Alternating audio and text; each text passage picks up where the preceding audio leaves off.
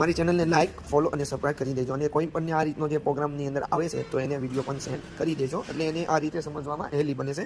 મારે power start કર્યા બાદ તમારે LG 7 કિલોનું વોશિંગ મશીન આવશે. એમાં આ એરલ આવે છે. એ એરલ કેની છે, એરલ કોડનો તમને મતલબ સમજાવી દઉં છું.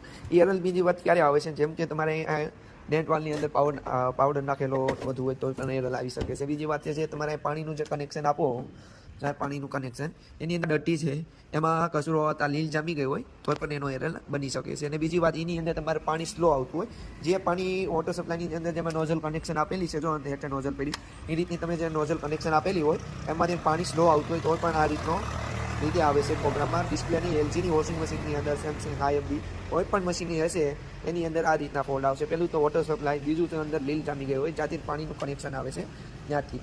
અને ત્રીજી વાત કેની છે, તમારા ટાંકાની અંદર પાણી પૂરું થઈ ગયું હોય તો એ રીતે આ રીતે એરર આવી શકે છે. અને તોય પણ આ એરર હોય ન જતી હોય તો પછી તમારે આની અંદર જે આ વાલ આવે એ વાલની ખરાબી બની શકે છે. મારે તો પાણી સ્લો હતું એની રીતે મારે આ એરર આવે છે.